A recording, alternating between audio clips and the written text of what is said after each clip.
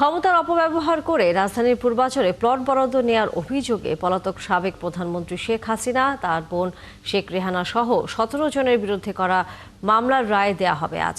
এদিকে ব্রিটিশ কোনো এমপির বিরুদ্ধে আদেশ দিতে যাচ্ছে বাংলাদেশের আদালত। ঢাকার বিশেষ জজ 4-এর বিচারক রবিউল আলম রায় ঘোষণা করবেন। এরই মধ্যে মামলার একমাত্র গ্রেফতার হওয়া আসামি খুরশিদ আলমকে আদালতে আনা হয়েছে। রায়ে শেখ হাসিনা সহ 17 আসামি সর্বোচ্চ সাজা যাবজ্জীবন কারাদণ্ড প্রত্যাশা করেছেন দুদকের আইনজীবী। মামলার অভিযোগে জানা যায়, শেখ রেহানার বিরুদ্ধে ক্ষমতার অপব্যবহার ও অনিয়মের মাধ্যমে পূর্বাচল নতুন শহর প্রকল্পে 10 কাঠার প্লট বরাদ্দ নেয়ার অভিযোগে গত 13 জানুয়ারি মামলা করে দুদক। মামলায় টিউলিপ সিদ্দিক ও শেখ হাসিনা সহ 15 জনকে আসামি করা হয়। মামলা তদন্ত শেষে গত 10 মার্চ আরও 2 আসামি সহ মোট 17 জনের বিরুদ্ধে আদালতে চার্জশিট দাখিল করেন তদন্ত কর্মকর্তা। এর আগে একই অভিযোগে করা আরও 3 মামলা রায় দেয়া হয়। হাসিনা ও রেহানার প্লট দুর্নীতি মামলার রায়ের আরও খবর নিয়ে আমাদের সাথে যুক্ত হচ্ছেন সহকর্মী আশিক মাহমুদ। আশিক, রায় কখন দেয়া শুরু হবে? আর একই সাথে আমরা জানতেই চাই যে এরই মধ্যে যারা সরকারি আইনজীবী তারা বলছেন যে সর্বোচ্চ সাজা তারা আশা করেন আসামিদের বিরুদ্ধে। আসামির পক্ষের কোনো আইনজীবী সেখানে আছেন কিনা, তারা কি প্রত্যাশা করছেন? তানিয়া, কিছুক্ষণের মধ্যে এই রায় ঘোষণার কার্যক্রম শুরু হবে। এই কিছুক্ষণ আগেই এই মামলায় যে একমাত্র আসামি গ্রেপ্তার আছে রাজুকের সাবেক সদস্য খুরশিদ আলম, তাকে আদালতের হাজতখানা থেকে তাকে এজলাসে নিয়ে যাওয়া হয়েছে এবং আইনজীবী যারা রয়েছেন, অর্থাৎ রাষ্ট্রপক্ষের আইনজীবী, দুদকের আইনজীবী, তারা সবাই আদালতে প্রবেশ করেছে। আমরা ধারণা করছি আর 5 থেকে 10 মিনিটের মধ্যেই আদালত অর্থাৎ বিচারক খাস কামরায় উঠলেই রায় পড়ার যে আনুষ্ঠানিক কার্যক্রম সেটি শুরু হবে। একটু জানাতে চাই তানিয়া যে এই প্লট জালিয়াতির মামলায় এর আগেও কিন্তু 3টি মামলার সাজা হয়েছে, 3টি মামলা রায় ঘোষণা হয়েছে। সেখানে শেখ হাসিনাকে 3টি মামলায় 21 বছরের সাজা দেওয়া হয়েছে। তার ছেলে সজীব অজেদ জয়ের 5 বছর, সাইমা অজেদ পুতুলের 5 বছরের সাজা হয়েছে। আর আজ যে মামলাটির রায় ঘোষণা হবে এটি পূর্বাচলের নতুন শহর প্রকল্পের প্লট জালিয়াতি মামলার 4র্থ রায় এবং এই মামলায় শেখ হাসিনা, তার বোন শেখ রেহানা এবং টিউলিপ সিদ্দিকি তারা সহ মোট 17 জন আসামি রয়েছে। এবং এই মামলায় তৎকালীন যে গৃহায়ণ ও গণপূর্ত প্রতিমন্ত্রী ছিলেন শরীফ আহমেদ, তিনিও এই মামলার আসামি এবং তার এই সবাই মিলিয়ে আজকে এই মামলার রায় কিন্তু ঘোষণা হবে। এবং একটু বলতে চাই যে এই যে মামলাটি, এই অভিযোগটি আনা হয়েছে, বলা হচ্ছে ক্ষমতার অপব্যবহার করে শেখ হাসিনার বোন শেখ রেহানার নামে পূর্বাচল নতুন শহর প্রকল্পের 10 কাঠা প্লট বরাদ্দ দেওয়া হয় এবং সেই প্লট বরাদ্দ দেওয়ার ক্ষেত্রে টিউলিপ সিদ্দিকি প্রভাব বিস্তার করেন এবং টিউলিপ সিদ্দিকি শেখ হাসিনাকে ফোন করে প্রভাব বিস্তার করে তার মা শেখ রেহানার বিরুদ্ধে এই প্লটটি বরাদ্দ নেন। এই কারণে টিউলিপ সিদ্দিকির বিরুদ্ধেও এই মামলায় অভিযুক্ত করা হয়েছে এবং অভিযোগ এনে তদন্ত করে দুদক চার্জশিট জমা দিয়েছে এবং দুদকের কর্মকর্তারা জানিয়েছে এবং যে তিনি যে ফোন করে শেখ হাসিনাকে ফোন করে শেখ রেহানাকে প্লট বরাদ্দ দিতে বারবার প্রভাবিত করার চেষ্টা করছেন, সেটি প্রমাণ পেয়েছে তারা। সেই প্রমাণেই তার বিরুদ্ধে অভিযোগ আনা হয়েছে এবং এই মামলায় শেখ হাসিনা যেহেতু প্রধানমন্ত্রীর চেয়ারে ছিল, সে কারণে শেখ হাসিনা এই প্লটগুলো বরাদ্দ দেওয়ার ক্ষেত্রে নানানভাবে প্রভাব বিস্তার করেছে, ক্ষমতার অপব্যবহার করেছে, মিথ্যা তথ্য দিয়েছে কর্মকর্তাদেরকে। ক্ষমতার যে তার যে পাওয়ার সেটি তিনি ব্যবহার করেছেন, ব্যবহার করেই তার পরিবারের সদস্যদের নামে এই প্লটগুলো তিনি বরাদ্দ নিয়েছেন, তার নিজের নামে নিয়েছেন, তার আত্মীয় স্বজনদের নামে নিয়েছেন। সে কারণে শেখ হাসিনাকে এই যে প্লট জালিয়াতির মামলা, প্রত্যেকটি মামলাতেই কিন্তু তাকেও আসামি করা হয়েছে এবং ধারণা করা হচ্ছে রাষ্ট্রপক্ষ এবং দুদকের যারা আইনজীবী তারা বলছেন যে এই মামলায় সর্বোচ্চ সাজা যাবজ্জীবন। যদিও গত 3টি মামলায় আমরা দেখেছি 7 বছর করে শেখ হাসিনাকে সাজা দেওয়া হয়েছে, তার ছেলে মেয়েকে 5 বছর করে সাজা দেওয়া হয়েছে।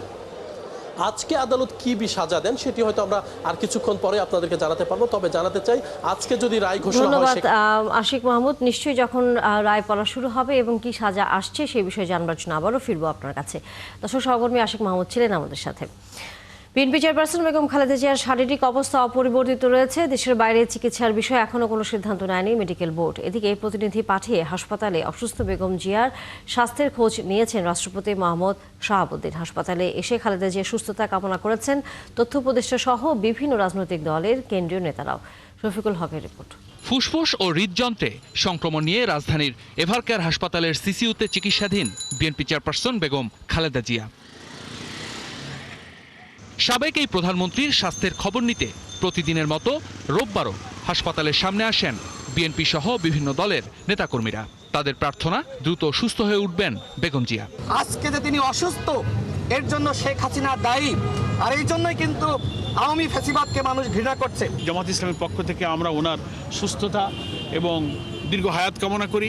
উনি যেন সুস্থ হয়ে কর্মক্ষম হয়ে আগামী বাংলাদেশ বিনির্মাণের জন্য উনি ওনার দীর্ঘ অভিজ্ঞতা দিয়ে যথেষ্ট অবদান এবং ভূমিকা রাখতে পারেন।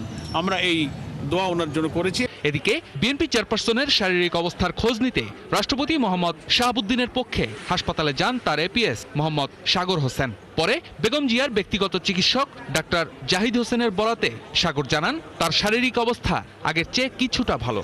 মহান রাষ্ট্রপতির আসলে উনি দোয়া করেছেন যাতে বেগম জিয়া দ্রুত সুস্থ হয়ে ওঠেন এবং এই যে গণতান্ত্রিক অভিযাত্রা যে বাংলাদেশ আবার প্রত্যাবর্তন করবে সেই যাত্রায় বেগম জিয়া নেতৃত্ব দিক, এটা মহামান্যের প্রত্যাশা এবং উনি এটা দোয়া করেছেন এবং সবার কাছে দেশবাসীর কাছেও দোয়া চেয়েছেন।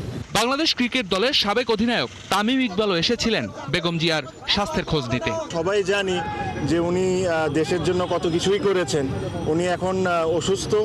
আমি এটাই আশা করব আর রিকোয়েস্ট করব সবাইকে যে জিনিসটাকে পলিটিক্যালি ভাবে না দেখে সবাই ওনার জন্য দোয়া করুন যেন উনি তাড়াতাড়ি সুস্থ হয়ে যান। খালেদা জিয়ার শারীরিক অবস্থা এখন কিছুটা স্থিতিশীল।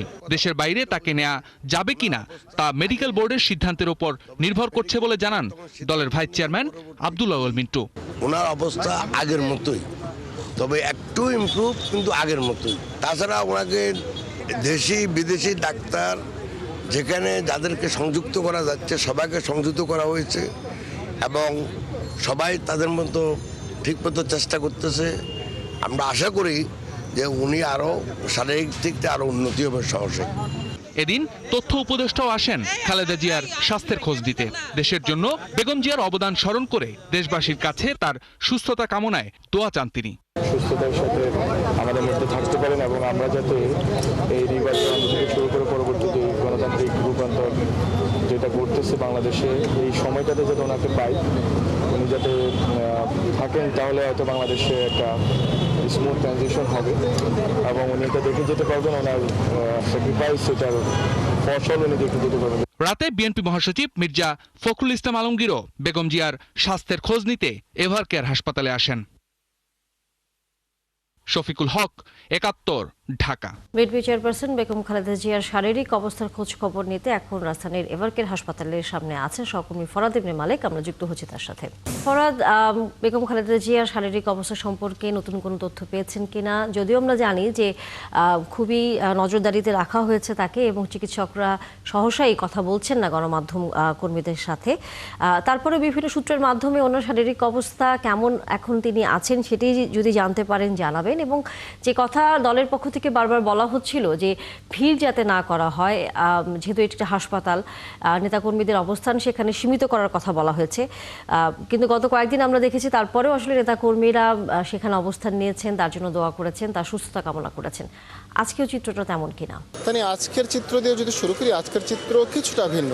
এই যে আমি পেছনে দেখাতে চাই যে নেতাকর্মী খুবই অল্প সংখ্যক, অন্যান্য দিনের চেয়ে নেতাকর্মী কিন্তু কম নেতাকর্মীরা। তবে আজকে নেতাকর্মীরা কিন্তু দেশের বিভিন্ন প্রান্ত থেকে এসেছেন। তারা বিএনপি চেয়ারপারসন বেগম জিয়ার সুস্থতা কামনা করছেন, তারা এক নজর দেখতে এসেছেন, তারা একবার জানতে চান যে বেগম জিয়া আসলে কতটা সুস্থ আছেন, তিনি কি তার সম্বিত আছে কিনা, তিনি কি আসলে কথা বলতে পারছেন কিনা, ডাক্তারের ডাকে তিনি সাড়া দিচ্ছেন কিনা, তিনি কি ভারী খাবার খেতে পারছেন কিনা, বিভিন্ন বিষয় নিয়ে তাদের আগ্রহ রয়েছে এখানে। আমরা কয়েকজনের সাথে একটু কথা বলবো, কয়েকজনের কাছ থেকে জানতে চাইবো যে আসলে তারা কোত্থেকে এসেছেন, কী জন্য এসেছেন এবং এখন কি অবস্থায় আছেন। আপনার কাছে জানবো, আপনি কোত্থেকে এসেছেন, কখন এসেছেন, কি করেন? আমার বাড়ি চট্টগ্রাম পটিয়া। আমি পটিয়া উপজেলা যুবদলের যুগ্ম আহ্বায়ক।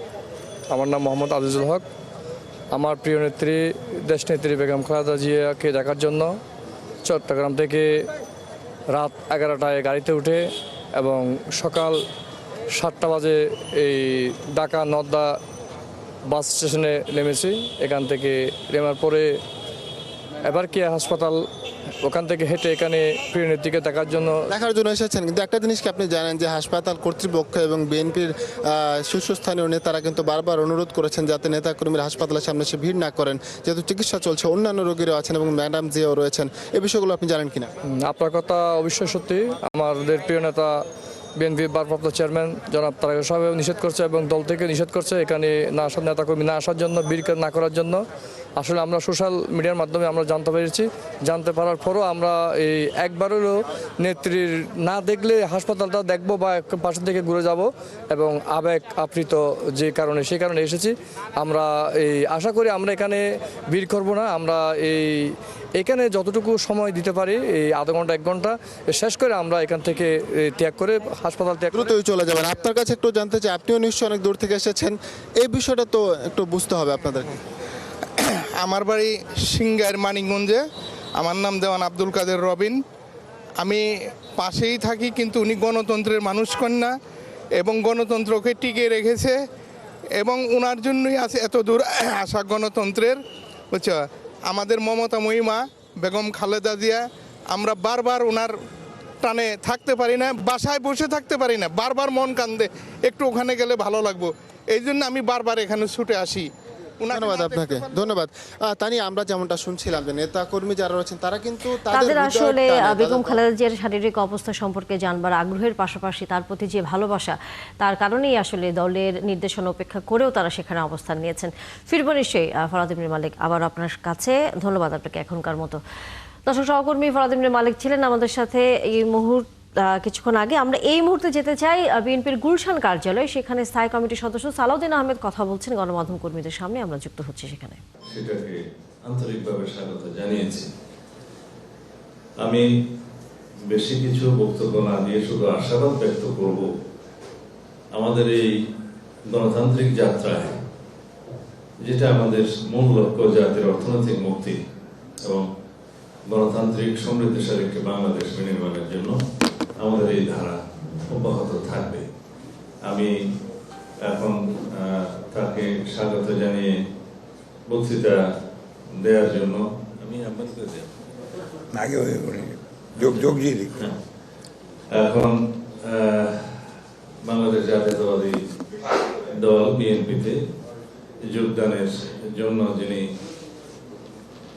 এখানে উপস্থিত হয়েছেন, ওনার ইচ্ছাকে আমরা সাধুবাদ জানিয়েছি। আমি এখন আহ্বান করব তিনি তার বক্তব্য প্রদান করবেন।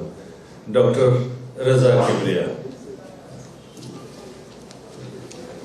ধন্যবাদ সালাউদ্দিন সাহেব। মাননীয় মহাসচিব এবং উপস্থিত সব জার্নালিস্ট, আপনাদেরকে ধন্যবাদ, আপনারা আসছেন এই অনুষ্ঠানে। আমি বিএনপিতে যোগদান দিতে খুবই গর্বিত। এই দলটার ইতিহাসটা হলো গণতন্ত্রের ইতিহাস। দুইবার তারা গণতন্ত্রকে রক্ষা করেছে ফ্যাসিবাদী আওয়ামী লীগের থেকে। একবার শেখ মুজিবের গণতন্ত্র ধ্বংস, আর শহীদ প্রেসিডেন্ট জিয়া রহমান ওটাকে রক্ষা করলেন, আর 2 নম্বর শেখ হাসিনার জেনারেল এরশাদের গণতন্ত্র ধ্বংস। এবং আমাদের বেগম খালেদা জিয়া, যিনি এখন অনেক অসুস্থ, সবাই দোয়া করবেন ওনার জন্য। দর্শক, আমরা এখন বিএনপির গুলশান কার্যালয়ে যুক্ত ছিলাম। জুলাই গণঅভ্যুত্থানে কুষ্টিয়ায় 6 জনকে হত্যার ঘটনায় মানবতা বিরোধী অপরাধের মামলায় জাসদ সভাপতি হাসানুল হক ইনুর বিরুদ্ধে সাক্ষ্য গ্রহণ আজ আন্তর্জাতিক অপরাধ ট্রাইব্যুনাল 2 চেয়ারম্যান বিচারপতি নজরুল ইসলাম চৌধুরীর নেতৃত্বাধীন 3 সদস্যের বিচারিক প্যানেলে মামলার প্রথম সাক্ষী সাক্ষ্য দেবেন। এদিকে আনুষ্ঠানিক অভিযোগ গঠনের বিরুদ্ধে ইনু করা রিভিউ আবেদন রবিবার খারিজ করে দেওয়া হয়েছে। জুলাই গণঅভ্যুত্থানকে তথাকথিত বলেও আখ্যায়িত করেছেন, তবে তার এমন মন্তব্যকে রাষ্ট্রদ্রোহিতার শামিল হিসেবে দেখছে প্রসিকিউশন। ট্রাইব্যুনালে আছেন সহকর্মী মাইনুল মারুফ, আমরা তার সাথে যুক্ত হচ্ছি আদালতের খবর জানবার জন্য। মাইনুল, আসামিদের আদালতে নিয়ে আসা হয়েছে কিনা, এবং আমরা যেমনটা বলছিলাম যে কুষ্টিয়া 6 জনকে হত্যার ঘটনায় মানবতা বিরোধী অপরাধের মামলায় জাসদ সভাপতি হাসানুল হক ইনুর বিরুদ্ধে যেহেতু আজ সাক্ষ্য গ্রহণ শুরু হবে, তাকে আদালতে নিয়ে আসা হয়েছে কিনা? সকালে কিন্তু হাসানুল হক ইনুকে ট্রাইব্যুনালে আনা হয়েছে এবং কিছুক্ষণ পরে কিন্তু তার বিরুদ্ধে সাক্ষ্য গ্রহণ শুরু হবে। অর্থাৎ আজ প্রসিকিউশনের যেই সাক্ষীরা রয়েছেন এই মামলায়, তারা কিন্তু তাদের মধ্য থেকে আজ 2 জন সাক্ষ্য দেবেন এবং এরাই কিন্তু প্রথম সাক্ষী হাসানুল হক ইনুর মামলায়। এর আগে কিন্তু অন্যান্য মামলায় সাক্ষ্য গ্রহণ হয়েছে, তবে ইনুর মামলায় যেহেতু আজ থেকে সাক্ষ্য শুরু হচ্ছে এবং কতজন সাক্ষ্য দেবে সে বিষয়ে কিন্তু এখনো প্রসিকিউশন বলেনি। তবে তারা জানেন মামলা প্রমাণের জন্য যতজন সাক্ষী যথেষ্ট বা যে পরিমাণ তথ্য প্রমাণ যথেষ্ট সেই পরিমাণই তারা গ্রহণ করবেন এবং তারপর এই মামলাটি কিন্তু পরবর্তীতে যে অন্যান্য আইনি প্রক্রিয়া রয়েছে সেখানে যাবেন। এর আগে আমরা দেখেছি যে কিছুদিন আগে কিন্তু এই মামলার অভিযোগ গঠনের শুনানি হয়, সেখানে অভিযোগ গঠন হয়। পরবর্তীতে যে হাসানুল হক ইনুর যে আইনজীবী তিনি যে অভিযোগ গঠন হয়েছে তা পুনর্বিবেচনার আবেদন করেন বাতিলে অভিযোগ গঠনের বিষয়ে। তার পরবর্তীতে আদালতে এ বিষয়ে শুনানির পর এই অভিযোগ পুনর্বিবেচনার যে আবেদনটি ছিল তা বাতিল হয়ে যায় এবং অভিযোগ গঠন হয়। এবং অভিযোগ গঠন হওয়ার পর গতকাল আমরা দেখেছি সূচনা বক্তব্য হয়। সূচনা বক্তব্যে তাজুল ইসলাম হাসানুল হক ইনুর বিরুদ্ধে কুষ্টিয়া যে 6 জনকে হত্যা এবং আরও 2টি অভিযোগ উস্কানি সহ মোট 8টি অভিযোগে তার বিরুদ্ধে অভিযোগগুলো পড়ে শোনান, পাশাপাশি বিস্তারিত ঘটনার বর্ণনা দেন এবং জুলাই গণ অভ্যুত্থানের প্রেক্ষাপট সহ নানা ঘটনা কিন্তু বর্ণনা দেন। তারপর কিন্তু আজকের দিনটি নির্ধারণ করা হয় সাক্ষ্য গ্রহণের জন্য। এর আগে আমরা দেখেছি যে শেখ হাসিনার মামলা, চানখারপুলের মামলা এবং আবু সাইদ হত্যা মামলা বেশ কয়েকটি মামলা কিন্তু বেশ অগ্রগতি হয়েছে, সে সকল মামলা সাক্ষ্য গ্রহণ হয়েছে। এর মধ্যে শেখ হাসিনার মামলা যেটি মানবতা বিরোধী অপরাধের মামলা, সেই মামলা কিন্তু রায়ও হয়ে গিয়েছে। অপর আরও অন্ততপক্ষে 2টি মামলা কিন্তু প্রায় রায়ের কাছাকাছি, অর্থাৎ সাক্ষ্য গ্রহণ শেষের দিকে এবং যেই প্রসিডিংটু বাকি আছে হয়তো যুক্তিতর্ক উপস্থাপন হবে, এরপরে কিন্তু সেই মামলাগুলো রায়ের দিকে চলে আসবে। এর মধ্যে চানখারপুল এবং আবু সাইদের মামলা কিন্তু অন্যতম। এই মামলাগুলো কিন্তু একদমই শেষের দিকে। এর পাশাপাশি আজ কিন্তু আরেকটি মামলা কিন্তু সাক্ষ্য গ্রহণ শুরু হলো, অর্থাৎ আন্তর্জাতিক অপরাধ ট্রাইব্যুনালে জুলাই মানবতা বিরোধী অপরাধের অন্যতম যেই প্রধান মামলাগুলো তার কিন্তু বিচার কাজ বেশ ভালোভাবেই চলছে।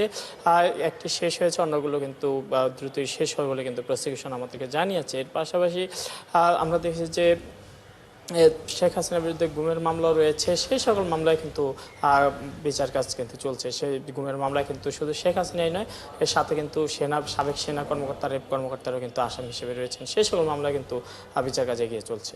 ধন্যবাদ মাইনুল মারুফ। নিশ্চয়ই ফিরবো আমরা আন্তর্জাতিক অপরাধ ট্রাইব্যুনালের আরও খবর জানাবার জন্য। দর্শক সহকর্মী মাইনুল মারুফ ছিলেন আমাদের সাথে এতক্ষণ। 2009 সালের পিলখানায় বিডিআর বিদ্রোহ ও সেনা কর্মকর্তাদের হত্যার ঘটনায় দলগতভাবে জড়িত আওয়ামী লীগ, আর এ সমন্বয় করেছেন দলটির নেতা ফজলে নূর তাপস।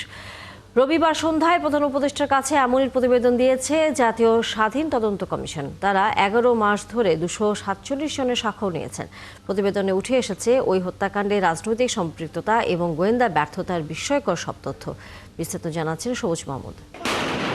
16 বছর আগে 2009 সালের 25 ও 26 ফেব্রুয়ারির সেই রক্তাক্ত 2 দিন, যেদিন পিলখানায় প্রাণ হারিয়েছিলেন সেনাবাহিনীর 57 জন কর্মকর্তা। ঘটনার এত বছর পর জাতীয় স্বাধীন তদন্ত কমিশন বলছে বিডিআর বিদ্রোহ ছিল সুপরিকল্পিত। ওই সময়ের সরকার তার ক্ষমতা দীর্ঘায়িত করতে চেয়েছিলেন এবং প্রতিবেশী দেশ বাংলাদেশকে অস্থিতিশীল করতে চেয়েছিল এবং সেনাবাহিনীকে, বিজিবিকে, ওই সময় বিডিআরকে দুর্বল করতে চেয়েছিলেন। কমিশনের দাবি, তৎকালীন প্রধানমন্ত্রী শেখ হাসিনা ও আওয়ামী লীগের কিছু নেতার সরাসরি সম্পৃক্ততার শক্তিশালী প্রমাণ মিলেছে। এমনকি ঘটনাটি ঘটানোর ক্ষেত্রে ছিল গ্রিন সিগন্যাল। প্রাক্তন প্রধানমন্ত্রী শেখ হাসিনা, ব্যারিস্টার ফজলে নূর তাপস, শেখ সেলিম, মির্জা আজমের কথা আমি বলেছি, তারপরে নানক, জাহাঙ্গীর কবির নানক, সাহারা খাতুন এবং জেনারেল তারেক এবং প্রাক্তন সেনাবাহিনী প্রধান জেনারেল মঈন এবং প্রাক্তন ডিজিএফআই প্রধান জেনারেল আকবর। কমিশনের রিপোর্ট বলছে বিদ্রোহ ঘটনার পেছনে ডাল ভাত কর্মসূচির অসন্তোষকে কাজে লাগানো হয়েছে। মূল উদ্দেশ্য ছিল দেশকে অস্থিতিশীল ও সীমান্তরক্ষী বাহিনীকে দুর্বল করা। বিডিআর এর মধ্যে ক্ষোভ ছিল, যেমন ডাল ভাত কর্মসূচি একটা, তারপরে বিডিআর সব তৈরি করা হয়েছিল, সেখানে তাদের ডিউটি অনেক বেড়ে গিয়েছিল এবং এটা ক্লাসিক্যাল রোল যেটা বিডিআর, এটার সঙ্গে এটা যায় না।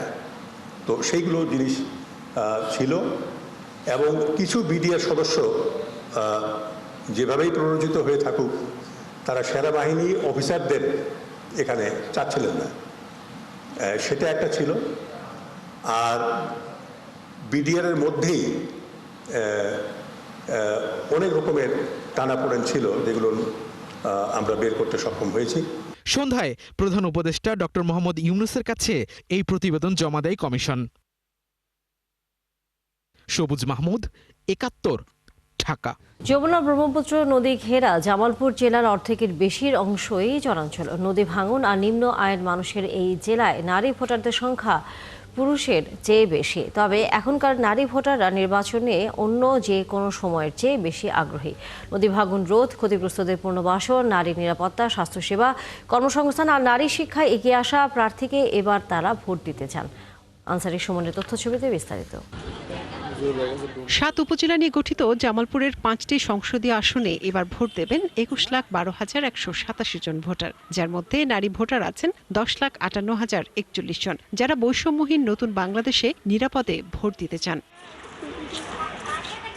তবে তারা বলছেন এই প্রার্থীদের অবশ্যই নারীর শিক্ষা, স্বাস্থ্য, স্বাধীনতা ও নিরাপত্তা নিশ্চিতে কাজ করতে হবে। আমাদের স্বাস্থ্য, শিক্ষা, কর্মসংস্থান এবং নিরাপত্তা যিনি নিশ্চিত করতে পারবেন এরকম প্রতিনিধি আমরা এবার নির্বাচনে চাচ্ছি। আমি এবার প্রথম ভোটার হয়েছি, তো আমি এমন মানুষকে ভোট দিতে চাই যেন মেয়েদের এবং নারীদের নিরাপত্তা থাকে। তো আমরা নির্বাচনে এমন একটা প্রতিনিধি চাই, এই নদী ভাঙনের কবলে যে মানুষগুলা পতিত হয় বা পড়ে তাদেরকে সম্পূর্ণ একটা ব্যবস্থা করে দেওয়া যায়, স্থায়ী একটা বাঁধ নির্মাণের ব্যবস্থা করে দিতে পারবে। 17 বছর ভোট দিতে না পারা জামালপুরের নারী ভোটাররা চান এবারের নির্বাচনের মাধ্যমে বহু প্রতীক্ষিত একটি গণতান্ত্রিক সরকার আসুক, যেখানে স্বাধীনভাবে মত প্রকাশের সুযোগ পাবেন নারীরা। 17 বছর থেকে কোনো ভোট কেন্দ্রে গিয়ে কোনো ভোট দিতে পারিনি। এই ভোটের অধিকার থেকে আমরা সবাই বঞ্চিত। আমরা এখন সুন্দরভাবে একটা পরিবেশ চাই, যে পরিবেশে যেন আমরা নিরাপদে ভোট দিতে পারি। শিক্ষাক্ষেত্রে উন্নয়ন ছাড়া কিন্তু সার্বিক উন্নয়ন সম্ভব না। এই শিক্ষাক্ষেত্রে উন্নয়নের জন্য আগামী সরকার জোরালো ভূমিকা রাখবেন, এই প্রত্যাশা রাখবো। যমুনা ব্রহ্মপুত্র দশানি জিঞ্জিরামের ভাঙনে প্রতি বছর জামালপুরের বহু মানুষ ভিটেমাটি হারিয়ে আজ নিঃস্ব। এবারের নির্বাচনে নির্বাচিত প্রতিনিধিরা ভাঙনে ক্ষতিগ্রস্তদের পুনর্বাসন আর ভাঙন ঠেকাতে স্থায়ী বাঁধ নির্মাণের ব্যবস্থা নেবে, এমনটা প্রত্যাশা নারী ভোটারদের। এমন জনপ্রতিনিধি চাই যারা নারীদের শিক্ষা সুযোগ সৃষ্টি করবে, তাদের স্বাস্থ্য নিশ্চয়তা দিবে, তাদের নিরাপত্তা প্রদান করবে এবং তাদের কর্মসংস্থানের সৃষ্টি হবে। গ্রাম আর শহরে নারীদের বৈষম্য দূর করা, নারী শিক্ষা ও কর্মক্ষেত্রে নিরাপত্তা নিশ্চিত করা, নারী উন্নয়ন এবং সকল প্রকার নারী নির্যাতন প্রতিরোধে আগামী সরকার প্রয়োজনীয় পদক্ষেপ নেবে, এমনটাই প্রত্যাশা জামালপুরের নারী ভোটারদের। মনিরা কাজুরি, 71। দর্শক, এই মুহূর্তে আমরা আবারও বিএনপির গুলশান কার্যালয়ে যেতে চাই। সেখানে কথা বলছেন বিএনপির মহাসচিব মির্জা ফখরুল ইসলাম আলমগীর। আমরা যুক্ত হচ্ছে সেখানে। আমাদের শহীদ প্রেসিডেন্ট জিয়া রহমানও রাষ্ট্র পরিচালনা করেছেন। আমাদের সমস্ত এই অভিজ্ঞতা থেকে আমরা অন্তত এটুকু বলতে পারি যে বিএনপি যদি সরকার পরিচালনার দায়িত্ব পায়, তাহলে অবশ্যই বিএনপি বাংলাদেশকে একটা সত্যিকার অর্থেই একটি গণতান্ত্রিক এবং একটা সমৃদ্ধ অর্থনীতি গড়ে তুলতে সক্ষম হবে। আমরা ডক্টর রেজাক কিবরিয়াকে স্বাগত জানাচ্ছি এবং আশা করছি যে ডক্টর রেজাক কিবরিয়ার যোগদান শুধু তার এলাকা না, নির্বাচনী এলাকা নয়, সারা বাংলাদেশেই একটা প্রভাব বিস্তার করবে এবং তিনি তার মেধা, দক্ষতা দিয়ে এই যে কর্মসূচি আমরা গ্রহণ করেছি, 31 দফা কর্মসূচি, সেই কর্মসূচির ভিত্তিতে বাংলাদেশ নির্মাণ করার ক্ষেত্রে তিনি তার ভূমিকা রাখতে পারবেন। Welcome doctor Kibria. Thank you. অন্য প্রশ্নের উত্তর আজকে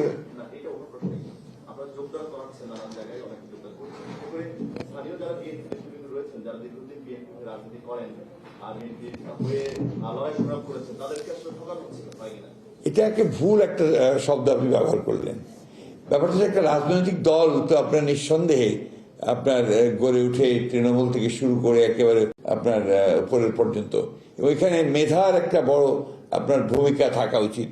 যে দল ডেলিভার করতে চায়, যে দলটা আপনার জনগণের কিছু কাজ করতে চায়, আজকালকার যে জটিল বিশ্ব পরিস্থিতি, সেই বিশ্ব পরিস্থিতিতে যারা মেধাবী মানুষ ছাড়া, এখানে যোগ্য মানুষ ছাড়া কিন্তু এখানে আপনার টিকে থাকা অত্যন্ত মুশকিল ব্যাপার একটা। বাংলাদেশকে যদি কম্পিট করে টিকে থাকতে হয় এই প্রতিযোগিতার মধ্য দিয়ে, তাহলে নিশ্চয়ই সবচেয়ে মেধাবী মানুষদের আপনার একটা অবস্থান এখানে থাকতে হবে। এবং আমরা দাবি করি যে বিএনপিতে সেই মেধাবী মানুষগুলোর অবস্থান আছে এবং রেজাক কিবরিয়ার যোগ দেওয়ার মধ্য দিয়ে সেটা আরও সমৃদ্ধ হলো। দর্শক, এই মুহূর্তে আমরা রাও ক্লাবে যেতে চাই। সেখানে বিডিআর বিদ্রোহের সময় নিহত বিডিআর সদস্যদের স্বজনরা কথা বলছেন। আমরা সরাসরি সেখানে যুক্ত হচ্ছি।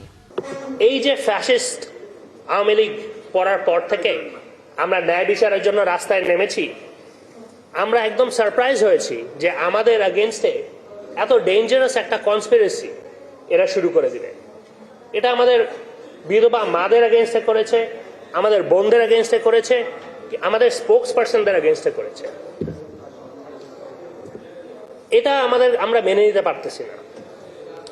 এখন এটা কারা করেছে আপনারা জানেন, বিদেশে থাকা কিছু ইউটিউব জার্নালিস্ট আছে, কিন্তু খুবই সারপ্রাইজিংলি এটার সাথে জড়িত ছিল কিছু x retired military army officers. এটা কিরকম কথা? আমরা যেই দিন থেকে রাস্তায় নেমেছি, আমরা কথা বলতেছি, তখন থেকে আমাদের স্পোক্স পার্সনদের এগেনস্টে ডেথ থ্রেট আসতেছে, আমাদের বোনদের এগেনস্টে হ্যারাসমেন্ট করতেছে, অনলাইনে সাইবার বুলিং করতেছে। শুনেন, যখন কেউ মিথ্যা তথ্য ছড়ায়, এটা শুধু ব্যক্তিগত সম্মান ক্ষুণ্ণ হয় না, ন্যায় বিচারের পথটা বন্ধ করার চেষ্টা করে। আমাদের ক্ষেত্রে এই অপপ্রচারটা ছিল একটা প্ল্যান, যেটা আমরা 2009 সালেও ফেস করেছি। এটার কারণটা কি? ওরা চায় আমাদেরকে ভয় দেখানোর জন্য, যাতে আমরা ন্যায় বিচারের রাস্তায় না নামি। আমি স্পষ্ট করে বলতে চাই, এই মানহানির প্রচেষ্টা ছিল ন্যায় বিচারটা ব্যাহত করার জন্য, আমাদের শত্রুদের রক্ষা করার পরিকল্পিত একটা চেষ্টা। আমরা ভিক্টিম। দর্শক, আমরা এতক্ষণ রাও ক্লাবে যুক্ত ছিলাম, সেখানে বিডিআর বিদ্রোহের সময় নিহত বিডিআর সদস্যদের স্বজনরা তারা বক্তব্য রাখছিলেন। দেশে ভোক্তা পর্যায়ে সব ধরনের জ্বালানি তেলের দাম 2 টাকা বাড়ানো হয়েছে। রবিবার বিদ্যুৎ, জ্বালানি ও খনিজ সম্পদ মন্ত্রণালয়ের জারি করা প্রজ্ঞাপনে এই তথ্য জানানো হয়। এতে বলা হয়, প্রতি লিটার ডিজেলের দাম 102 টাকা থেকে বাড়িয়ে 104 টাকা নির্ধারণ করা হয়েছে। পেট্রোলের দাম প্রতি লিটার 118 থেকে বাড়িয়ে 120 টাকা এবং অকটেনের দাম 122 টাকা থেকে বাড়িয়ে 124 টাকা করা হয়েছে। আর কেরোসিনের দাম প্রতি লিটার 114 টাকা থেকে বাড়িয়ে করা হয়েছে 116 টাকা। নতুন দাম আজ থেকে কার্যকর হয়েছে। গত বছরের মার্চ থেকে বিশ্ববাজারের সাথে সামঞ্জস্য রেখে জ্বালানি তেলের স্বয়ংক্রিয় মূল্য নির্ধারণ শুরু করেছে সরকার। সিলেটের বদরবাজার পুলিশ ফাঁড়িতে নির্যাতনে রায়হান উদ্দিন হত্যা মামলার রায়ের তারিখ আগামী 7 জানুয়ারি ঘোষণা করা হবে বলে জানিয়েছেন রায়হানের মা সালমা বেগম। রবিবার সিলেট মহানগর দায়রা জজ আদালতে আলোচিত এই হত্যা মামলায় কারাবন্দী আসামি বহিষ্কৃত এএসআই আশেক এলাহির যুক্তিতর্ক শেষ হয়। এর আগে 26শে নভেম্বর মামলায় পলাতক 5 আসামির যুক্তিতর্ক শেষ হয়। মামলার বাদীপক্ষের আইনজীবী জানান, ডিসেম্বরে আদালতের শীতকালীন অবকাশ শেষে জানুয়ারিতে মামলার রায় ঘোষণা করা হবে। তবে মামলার প্রধান আসামি আকবর হোসেন ভূঁইয়া গত 10ই অগস্ট উচ্চ আদালত থেকে জামিন পান, কিন্তু চেম্বার জজ তার জামিন স্থগিত করে 10 দিনের মধ্যে আত্মসমর্পণের নির্দেশ দিলেও তিনি আত্মসমর্পণ করেননি। এছাড়া মামলার এক আসামি ছাড়া বাকি সব পলাতক রয়েছেন। দীর্ঘবিরতির পর 1175 জন পর্যটক নিয়ে সেন্ট মার্টিনের উদ্দেশ্যে ছেড়ে গেছে 3টি জাহাজ। ডিসেম্বর ও জানুয়ারি এই 2 মাস প্রতিদিন 2000 পর্যটক সেন্ট মার্টিনে রাতে থাকতে পারবেন। কক্সবাজার শহরের দুনিয়াছড়া বিআইডব্লিউটি এর ঘাট থেকে সকাল 7টার পর থেকে একে একে ছেড়ে যায় কর্ণফুলী এক্সপ্রেস, 12 আউলিয়া এবং কেয়ারি ক্রুজ অ্যান্ড ডাইন। সকালে ট্রাভেল পাস দেখিয়ে জাহাজে ওঠেন যাত্রীরা। নভেম্বর থেকে সেন্ট মার্টিন রুটে জাহাজ চলাচলের অনুমতি পেলেও রাতে থাকার নিষেধাজ্ঞা থাকায় যাত্রী সংকটে জাহাজগুলো ছাড়তে পারেনি। কক্সবাজারের জেলা প্রশাসক মোহাম্মদ আব্দুল মান্নান জানান, পর্যটক মন্ত্রণালয়, পরিবেশ অধিদপ্তর, ট্যুরিস্ট পুলিশ সহ সংশ্লিষ্ট প্রশাসনের সমন্বয় নির্দেশনা মেনে সেন্ট মার্টিন যাচ্ছেন পর্যটকরা। যাত্রী সংকটে কেয়ারি সিনবাদ নামে একটি জাহাজ ছাড়েনি। যেহেতু ওখানে বৈচিত্র্য নষ্ট হয়, বেশি লোক গেলে সীমিত আকারে যাবো, দরকার হয় এই বছর না পারি আর সামনের বছর যাব, এইভাবে যেন যাওয়া হয়। প্রক্রিয়াটা সহজ, ভালো লেগেছে এবং আপনাদের পরিবেশ অধিদপ্তর থেকে একটা উপহারও পেলাম আমরা, এটা পেয়ে আরো বেশি আনন্দ লাগতেছে। পর্যটকরা আশা করছি এই বছর খুবই ভালো উদযাপন করবে। আগে কখনো যাইনি, এজন্য আরো বেশি ভালো লাগছে। আমাদের ঢাকা ইউনিভার্সিটির জুলজি ব্যাচে আমরা সবাই একসাথে ফিল্ড ট্রিপে যাচ্ছি, খুবই ভালো লাগছে আলহামদুলিল্লাহ। আমরা প্রত্যেকটি যাত্রী টিকিট এবং ট্রাভেল পাস অনলাইনে চেক করা হচ্ছে কিউআর কোডের মাধ্যমে, যাতে নির্দিষ্ট সংখ্যার বাইরে অতিরিক্ত যাত্রী না যায় এবং যাত্রীরা যত পরিবেশ মেনটেন করে, প্লাস্টিক পণ্য না নেয়, এই জন্য চেকিং করা হচ্ছে পরিবেশ অধিদপ্তর, জেলা প্রশাসন, অন্যান্য আইন শৃঙ্খলা রক্ষাকারী বাহিনী। সংবাদ সংযোগ সরাসরি সংবাদ অনুষ্ঠান দেখতে থাকুন ৭১-এর ফেসবুক পেজে এবং সাবস্ক্রাইব করুন ৭১-এর ইউটিউব চ্যানেল। থাকুন ৭১-এর সাথে।